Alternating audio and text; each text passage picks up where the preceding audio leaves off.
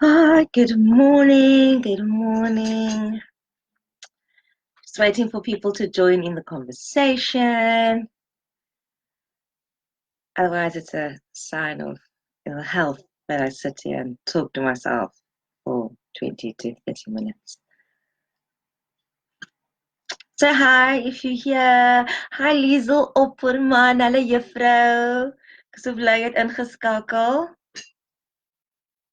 So Weekend August. Thank you so much, Miss Opperman. I'm so glad that you've tuned in.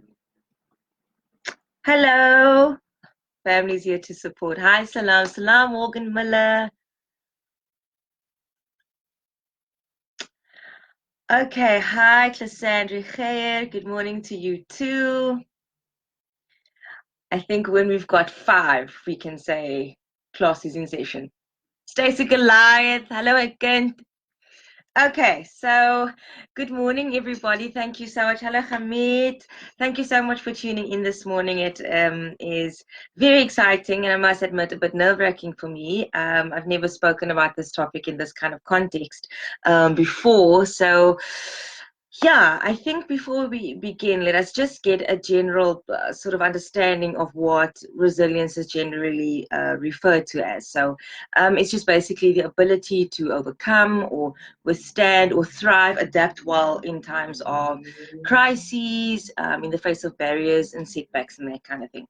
And I think that COVID-19 and the lockdown measures is definitely posed as a crisis and a setback and barriers for a lot of people on a mental, emotional, and physical level. So let's look at resilience in the face of COVID-19 and lockdown. So during this time, many of us have to, sorry, ek moet my hare regmaak, man, it's stressing me out. That we definitely at this time are negotiating with ourselves and needing to employ certain defense mechanisms and skills within which to cope and then eventually thrive, because in my view and many other people's view as well, that this COVID-19 crisis globally is going to change and has changed how we're going to see the world for a very, very long time.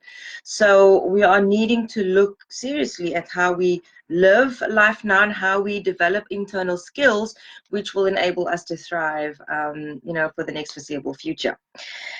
At the very beginning of this talk, I just want to normalize a few things. I think it is imperative to say that yes, we've had many global health crises across the world for many, many centuries, but I think COVID-19 in the contemporary context that we have it now is very different. So we cannot employ the template of those years and that time for now.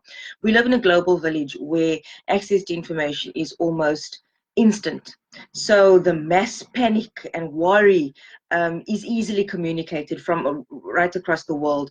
The WhatsApp messages, the social media posts, the people posting downright false or unverified information that just incites panic and worry.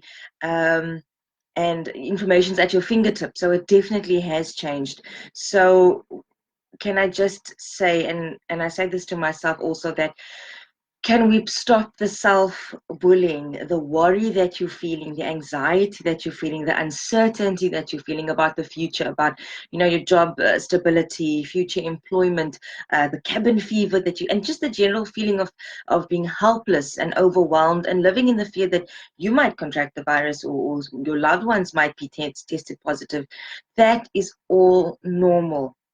And again, I say this for myself included, that we need to stop or try to stop developing a sense of normalcy in our lives at this time in a very, very abnormal situation. So let's just take a breather and say that what we are feeling is completely okay. Can you tell that was more for me than it was for you? But okay, so nonetheless, when putting this webinar talk together, I realized that I can talk about this topic for a very long time and turn this into a 3-day conference. So because I have a limit of 20 to 30 minutes, including some questions from everyone who's tuned in, I've decided to narrow it down to just 2 aspects or 2 themes, and one of it being mental resilience, and then hopefully at the end I can tie it up with the concept of family dynamics and family systems and developing resilience as a collective during this time. I want to also just say that resilience as a passion research area wasn't born overnight. Apart from the personal tragedy that is very easily Googleable and available on the Weekend August archives, I think my first engagement with my personal resilience was when I was 11 years old. I was involved in a near fatal motor vehicle accident. I spent about 18 weeks, 19 weeks or so in rehab, learning to walk again. And I brought two things that I use as my personal, those tangible symbols of mental resilience for me. So the first one is that I made a note here that this was removed on the 25th of September 1997 when I was in standard 4, grade 6 to the young folk. So this over here was a pin that I had in the middle of my right knee, as I've broken my right femur, my pelvis. I broke 2 ribs, one of which punctured my lung, had some elbow damage, facial lacerations, lost feeling in 2 of my toes, and then of course was in what is called traction for 7 to 8 weeks, and this pin was in the middle of my knee, sort of keeping the bone in place, and then eventually it was removed while I was awake. So this is a symbol that I use, and I'll tell you why now. And then the other thing is it's a bit minute, but I hope you can see it. It's a tiny, tiny piece of glass, right, that I had in my hand for 4 years after this accident, which I thought was just a birth defect that developed 11 years later. That was actually in my hand from the accident, and one day per ongeluk when I knocked my hand against my locker, discovered that, hey, it's a piece of glass. So in that time, I had to have physical therapy and learn to walk again. It was a very, very stressful time for me, obviously, facing death at the age of 11. And I think the pressure to maintain a sense of normalcy at that time, I mean, all my friends were at school learning about the anatomy of the frog and, such exciting things. I was strapped to a bed and I couldn't move. And so much so that when I was discharged after about 9 weeks or so, on day 1, I was, eager to go back to my normal, that I broke my leg again by trying to walk. And that set me back another 8 weeks or so. And I used that as an example, and I used the pin and this piece of glass as tangible reminders to me for adapting and changing and sometimes just accepting what is. And yeah, so that is yeah, sure, it just takes me back there. But Red Cross Hospital, big shout out to Red Cross Hospital, the nursing staff, the professors, the orthopedic surgeons, the emergency staff. You guys saved my life. You did. You gave this 11-year-old another shot at life, and for that I became a ambassador for the Red Cross Children's Hospital Trust, who are currently trying to raise 3 million rand to upgrade the emergency center, an emergency center that I was a patient of, an emergency center that I can personally attest to, helped keep my leg, and is part of the reason why I can walk today. So I urge everybody, if you can, and I'm going to use this platform to do it, if you can, I know it's a financially uncertain time for a lot of people, but if you can and if you by the means, let's band together and try to raise the necessary money for this hospital that caters to more than 250,000 children per year. So, okay, so back to mental resilience. Mental resilience, I think, for me, and again, I use this from my personal view, and I'm not in any way giving advice to anybody because everybody's circumstances, their resources, their capacities and abilities vary, right? So as somebody, self-disclosure, who lives with, suffers, manages PTSD-induced or onset anxiety.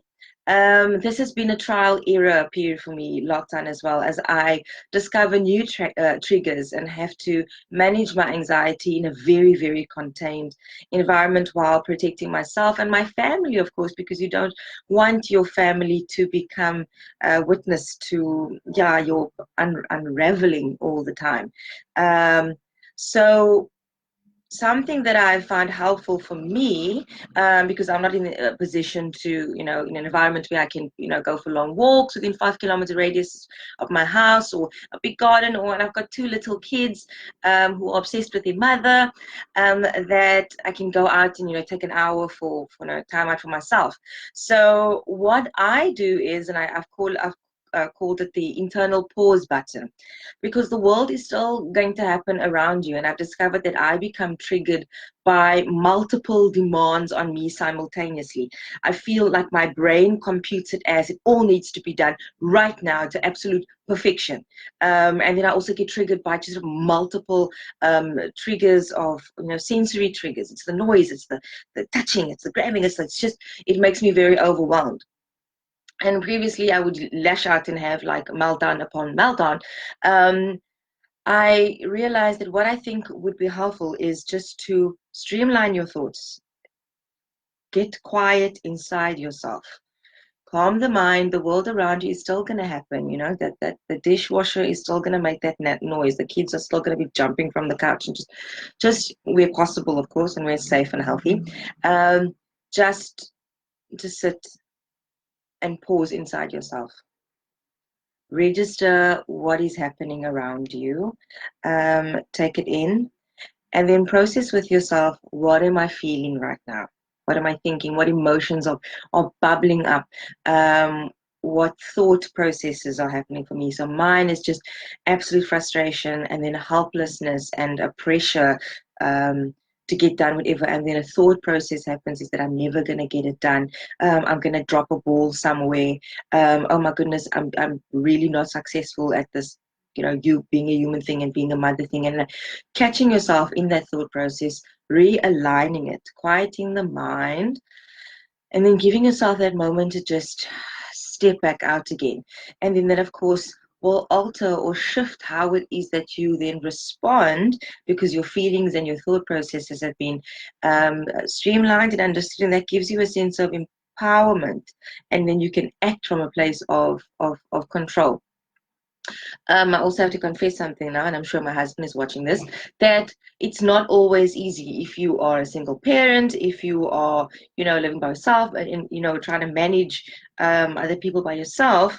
I use a toilet break. So I can just take that few minutes to just sit and be quiet within myself and press my internal pause button. And then let me just check that I'm on my notes. Okay, so can we get to family? Family therapy was a very, very, just an area of social practice that I really, really loved and enjoyed. So family systems are moms, parents, if you are here, or rather, can we talk to those who or not parenting at this time? Is your house nice and clean? Is it quiet? Are you getting lots of sleep? I just want to know how it is on the other side. Uh, so it is in complete disarray at the moment. I think when a sense of helplessness and being overwhelmed definitely stems from trying to manage what was usually done by a team of people. So it's the household chores, it's the cooking, it's the regular, my goodness, my kids can eat, the regular cooking of meals, and just trying to maintain a household within the lockdown restrictions, etc. And then the homeschooling. So you've got to teach your kids. Okay, to teach myself number bonds so that I could help my grade 2 son with maths, a subject that I barely survived myself. and then getting the life skills component and making sure that they're reading enough, and then they're getting some physical activity and exercise outside as well, and then trying to do some work as an individual, and then coordinating between myself and my husband. Do you have enough time? Keeping the kids quiet while he's in a Zoom meeting. It's an absolute mess. The household chores, I'm sweeping and mopping like Cinderella. So all these things were previously done by a team of people, and that team is now narrowed down to 2 or 1 person. So that is a recipe for snapping, for frustration, for fuses being very short. Um, yeah, so let's acknowledge it's not just, or please make me feel better that it's not just my family. That is, it's not just me. Um, so this usually was shared by a team of people, and it's now 2 to 1 people. The load is very high and spread very, very thinly across a 2-1 staff complement. So let's acknowledge that. It is a recipe for burnout, and I think I was very close to that, starting to go back to work, and my husband trying to manage working from home and having weekly tasks for my son to fill in and complete has been really insane. So what has also helped, I think, for me is avoiding generalized and accusatory language. So generalized language in the sense that you never do this. I'm always the one doing this. And when it's actually only things that, hello, Sylvana Langenhoven from Walvisbaai, Namibia. Hello. International conversations, hello. That it's only things that have or sort of patterns that have developed now during lockdown. So making it generalized and making it accusatory is, I think, developing or building a volcano for yourself where the lava is going to spew and run into the village long after lockdown is over. I think now is also a very, very necessary time to have effective and healthy communication with your partner or your significant other to let them know where you're at. Help is a word that I think for a long time was allergic to, and I do acknowledge women that asking for help and delegating work is also work. It's thinking work, but let's try it. Let's try it. Apparently it works, so let's try it and try to lift the load from ourselves. The children. Can we talk about our little ones, our adults in training? Lockdown, if you think lockdown is hard for you, can you imagine what it's like for someone who doesn't have the intellectual capacity, the emotional intelligence, the vocabulary to be able to express what they're feeling? Kids thrive, young people thrive on predictability, on patterns and systems and routine. It's what gives them a sense of security and trust in the world. That things will happen and that they will be taken care of. And then just like this, normalcy and routine and pattern was gone. Us as adult people, we can make sense that this is just for now. This too shall pass. Whereas for these little people who are no longer seeing their friends, and for many ones, who just started school, friends that they've just made, teachers that they just started to develop a relationship with, who just, are starting to and in the latter grades even, there was a certain way that they learned, certain teachers that they gelled with, etc. And all of that is now gone. And it's becoming sort of a self-reliant process. Matrix who are forcing themselves or being forced to have to teach themselves a lot of these things. They can't rely on sort of shared learning and those kind of things. Can we be kind to the young people? They are learning how to manage crises. Many of us adults have faced crises before and work demands, deadlines and pressure. They haven't. So can we just be a little bit more compassionate and patient with them as they try and figure the world out, let alone COVID-19. One last thing that I have to say before I open the floor up to questions is that I worked with many families in my time as a clinical social worker, and I was very inspired by the resilience of families, the resilience of moms, and the ability to adapt in times of crises, untimely deaths of a partner, financial challenges illness, chronic illness, and death in families, etc. And I was so inspired by a particular case and a particular experience that I decided to write a song about it. And that song is titled Promise Me, that has just become available on all digital platforms, your iTunes, your Apple Music, your MP3 Juice, your Spotify. Just Google and find it. It is available for download. Thank you so much to all the people that have given me positive feedback on my first ever single that I released. And the information for the song is here somewhere, and also the platform on which to donate to the Red Cross Children's Hospital Trust is also somewhere. Yes, so thank you everybody who's tuned in, and yeah, let's engage, let's get some questions going, some thoughts. Oh yeah, before I forget, on my Instagram platform yesterday, a very special matric learner made a point, a very valid point that I felt was very necessary for me to share today, saying that while we prioritize physical health, we now have that 6 to 9 period in the morning where we can take walks and exercise within a 5-kilometer radius of our house. Can we apply the same emphasis and also give shared focus even to our mental health? The two goes hand in glove.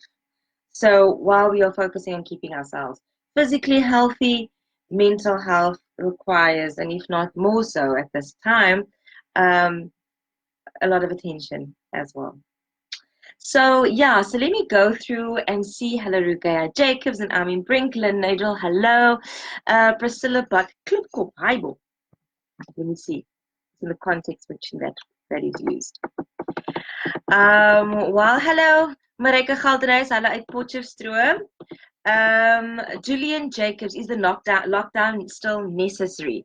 Yeah. So I am very well aware of what my strengths are and what my weaknesses are, and I think epidemiology and the science of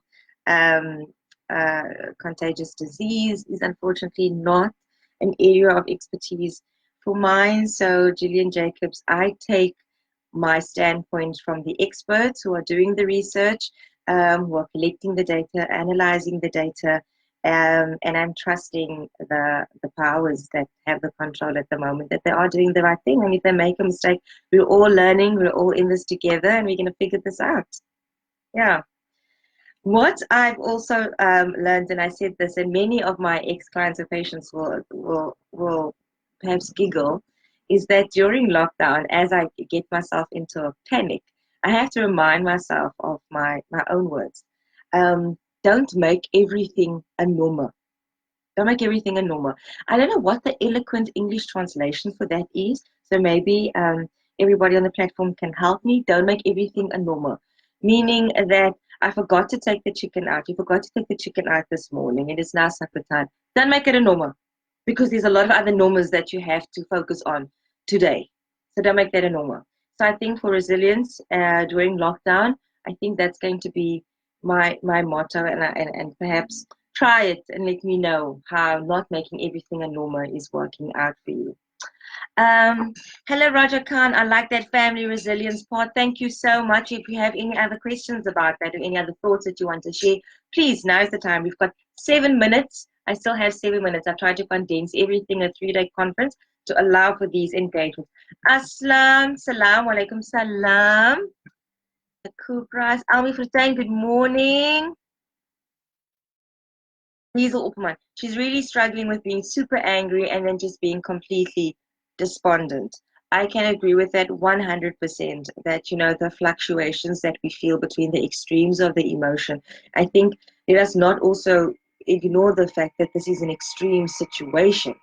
To be in, level 5 lockdown previously, where you can't leave your house, that staying away from your family members is actually an act of kindness and love. That is extreme. And I think it almost warrants extreme emotional responses. It's when these responses become excessive and prolonged for periods that we really need to check in with our practitioners. And I think it's just a general note for everybody. Check in with our practitioners, our mental health practitioners at this time, to see that we're still sort of on track, and if we don't just pin it down to the temporary situation that is lockdown, but even avoiding it becoming a full-on blow of symptoms.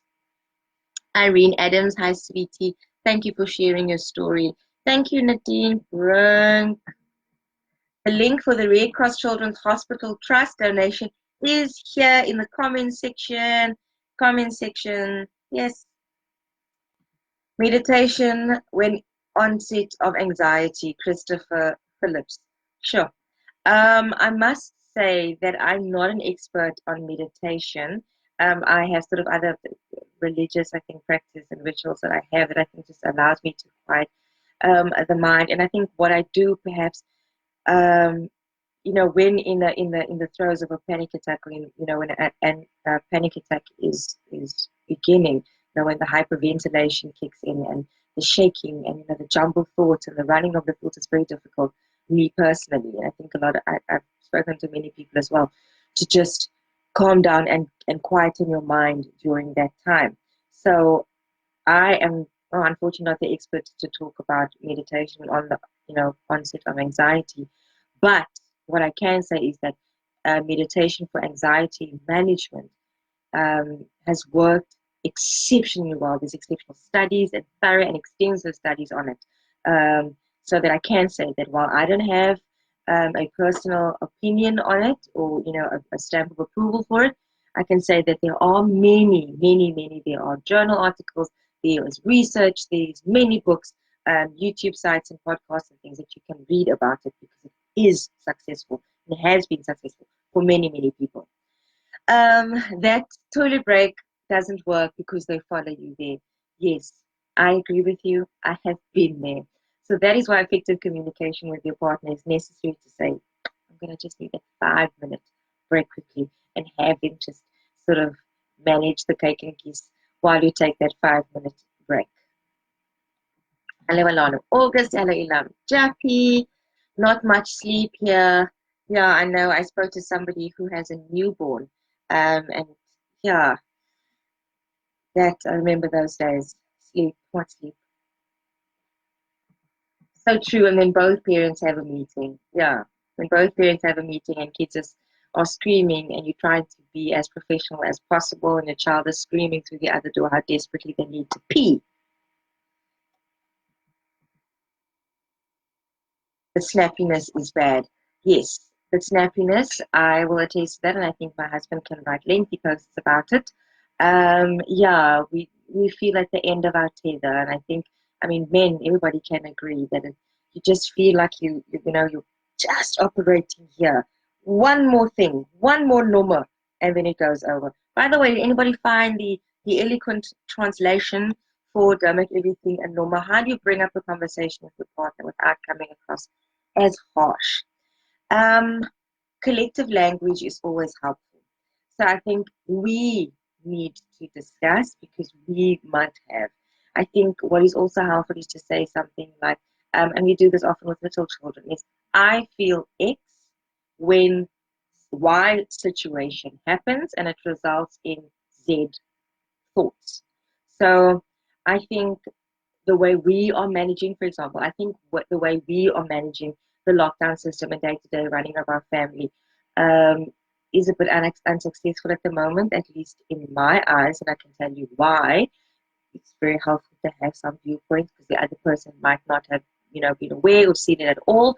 To say that, can we sit down and have a discussion, figure out how we, because it is a collective, not a dictatorship process, how we can re-strategize around how all of these, we can iron out some of these difficulties, because I feel very overwhelmed and I feel very stressed and worn out when there are multiple tasks happening and it results in me feeling like I'm not coping and making me think that I'm in this alone.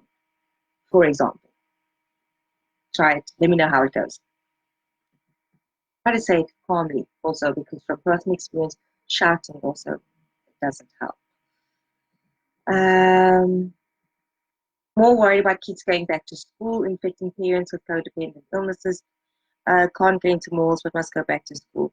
Again, this is just my point of view, and understand that I live with PTSD symptoms and hypervigilance for preempting any sort of crisis. Is that my personal view is that if the school opened on Monday, my kids are still going to be in lockdown. I think for me, I don't think it's something that we can prescribe to parents. Um, when to feel safe that their kids can go to school. I think this is a decision that you, as the parents, as the legal guardian, as the person responsible for the children, to make that call.